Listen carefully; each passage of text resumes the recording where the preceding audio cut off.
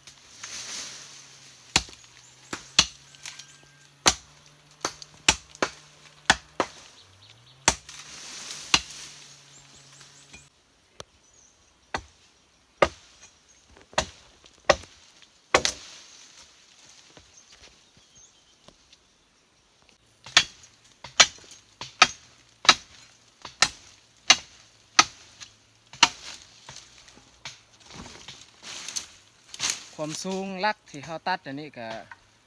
ประมาณ1.5 1.6 นี่แหละประมาณนั้นคอยกับเบายูบนี่เป็นผู้ตัดแล้วก็เอาเตยกับ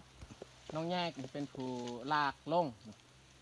งฮอดหน้าพาทางเขาโยนทิมอยู่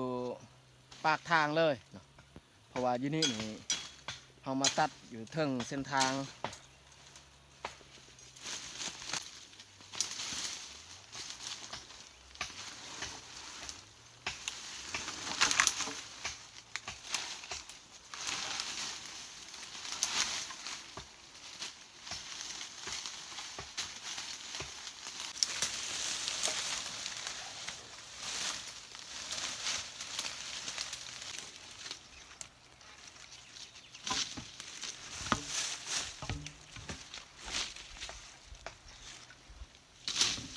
ก่อนที่เขาจะโยนลงเนี่ยเขาต้องเบิ่งคน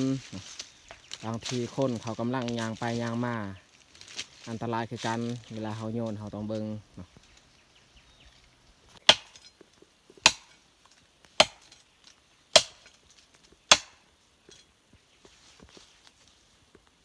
เขาตัดลักประมาณ30 ปลายกว่าลักหรือว่า40น่าจะพอ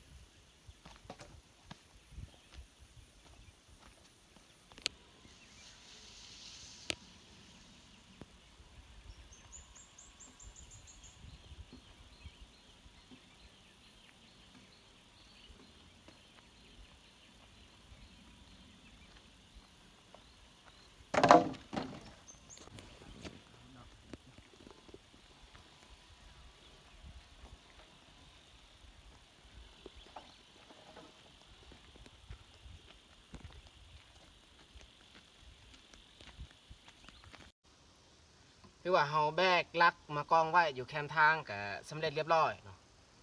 อันนี้นี่เฮาตัดไว้สำนี้แหละเนาะตัดไว้ให้มันแห้งสำใดสำนึงบ่ให้มันหนักหลายเนาะถ้าว่าเฮาแบกตอนนี้มันหนักเพราะว่าจากนี้ไปหาไฮของเฮาก็ยังไกลบางที่นี่เฮาสักเขาแล้วนี่เฮาจึงคอยมาแบกถ้าว่าเป็นไปได้เนาะถ้าว่าสัตว์บ่เข้ามาในกลางไฮของเฮาถ้าว่าสัตว์เข้ามาปุ๊บจำเป็นเลยเฮาต้องได้ไปแบกถึงว่ามันบ่ทันแห้งก็ตามเนาะต้องได้ไปแบกเนาะจำนวนลักที่เฮาตัดในนี้เนาะก็ได้44อันเนาะหรือว่า44ลักแล้วก็ไม้ยาวอีกเนาะ3 เซนเนาะ3 เซนกองไว้อยู่นี่แหละถ้าว่าคนเดียวตัดนี่โอ้รอดลมรอดตายแต่ว่าเฮาตัดหลายคนก็แค่แน่อันนี้ก็ไม่แต่เฮาพักเนาะพักเที่ยงกินข้าวเที่ยงมื้ออื่นมื้อฮือเฮ็ดเวียกแนวใหม่อีกสำหรับเวียกอันนี้นี่เฮ็ดสำนี้ไปก่อน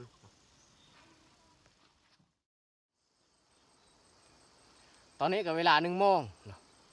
เฮากินข้าวเที่ยงแล้วเฮาก็พาน้องแยกออกมายามกับที่คอยใส่ไว้มือวานมือซื่นเนาะมือซื่นนี่คอยใส่ไว้เมื่อวานนี้คอยยามนี่ได้อ้นตัวหนึ่งเนาะแล้วก็วันนี้พาน้องแยกมายามนำกันและสิมาลุ้นนำกันว่าเฮาจะได้นูหรือบอเนาะ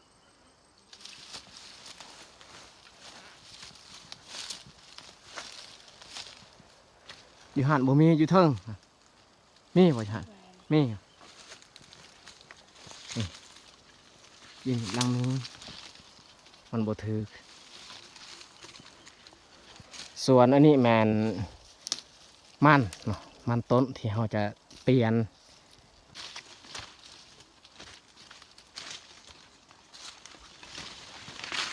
อันนี้ก็บ่ถือแต่สิเอาเนื้อมาเปลี่ยนหรือว่ามันต้นเอ้าทุกคนบ่เห็นกับดัก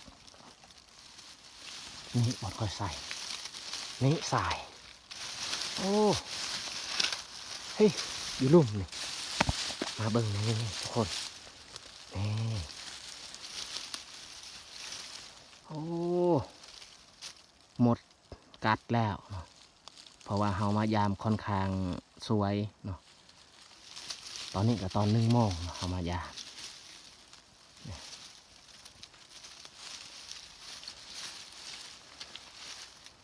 ตั้งแต่เฮาสิแกะหนูออกจากกัด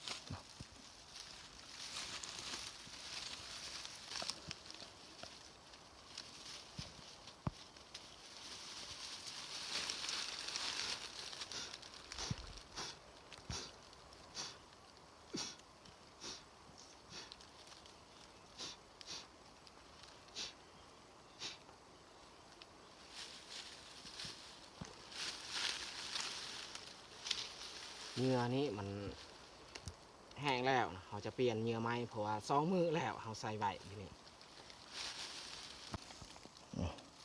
เราเปลี่ยนเหงื่อตัวใหม่แล้วห่างคืนอีก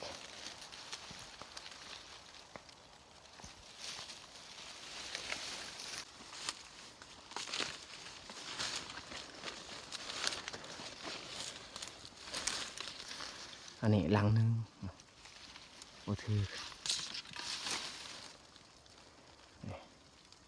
เอาเหยื่อมาเปลี่ยนอีกนี่พี่น้องเอ้ยมา โอ้ ถือกับดักแล้ว ตัวอ่อนโอ้ง่ายสุดบ่ ใหญ่สุดแล้ว นี่โอ้อ่อนบอลเขาใส่กลับมันอยู่เทิงนี่มันหลากลงอยู่นี่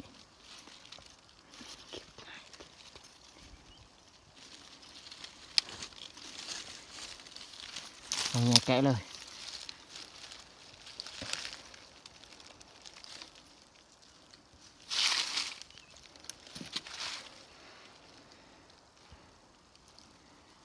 แค่แน่ดอกแบบนี้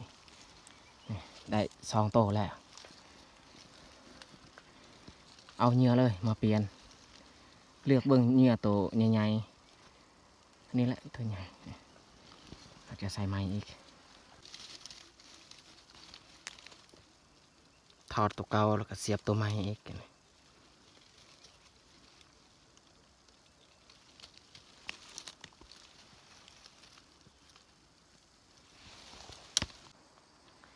โอ้ยพี่น้องเอ้ย